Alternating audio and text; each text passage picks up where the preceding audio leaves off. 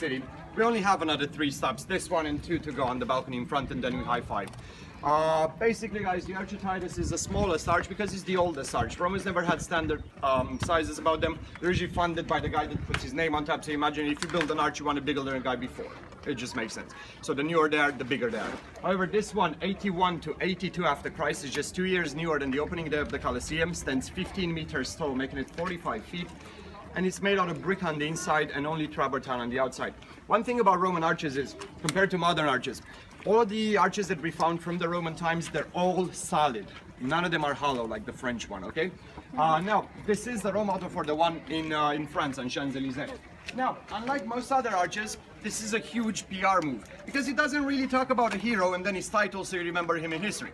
This one actually promotes a law, and it's the law of the young Emperor Domitian. It's his first law in office. The law says, Senatus populus ve Romanus, divotito divi Vespasiani, Vespasiano Augusto. In case your Latin's rusty, in English that says, through the power of the Senate and the people of Rome, Titus and Vespasian are now gods, Vespasian the too happy, or Vespasian the emperor. In other words, by law, my dad and my brother are gods, and by the way, my dad's an emperor.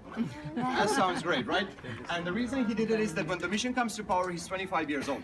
He never had a military career, he never had a political career. So obviously he's a puppet for the Senate to sign everything they put in front of him because he's alone on the world, his brother's dead, his dad's dead, his family's pretty much gone, and they will stab him if he doesn't vote whatever they say. However, Domitian wisens up to that and knows he cannot be the puppet of the Senate, but in order to stop being that and gaining his own independence, he needs support from somewhere. He doesn't have the time to get the people of Rome to love him or the armies, but the people love Vespasian because he built the houses that were burned down by the fire of Rome. He built the Colosseum, so obviously you love that guy. Turn him to a god and see what they say about you.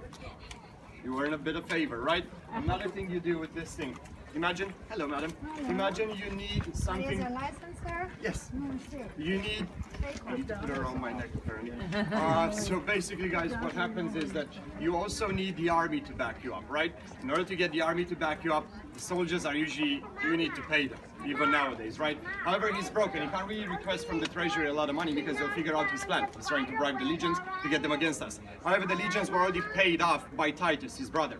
You guys remember the infamous Titus that burns Jerusalem, destroys the second temple of Solomon, takes 100,000 slaves and close to 50,000 kilograms of gold and silver. Now he pays his 3 legions, about 15,000 people, with 50,000 kilograms of gold and silver.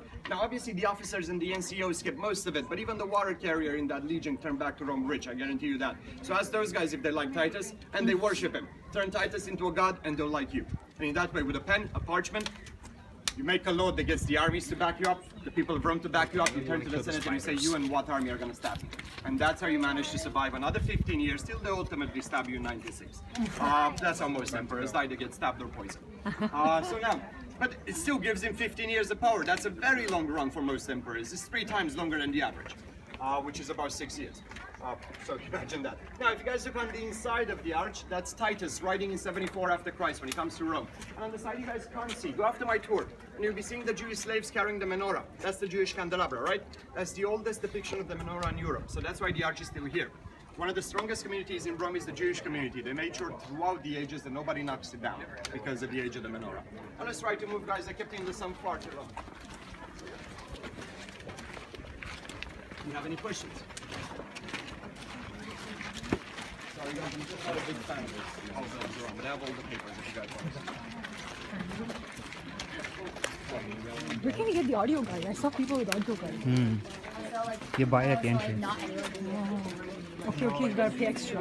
Even if you have the ticket from Colosseum. Yeah. If I say anything else from that, how would that feel? You're spending 35 euros. That's just over how much you spend. It's better to have some sort of license. At least know I went to some.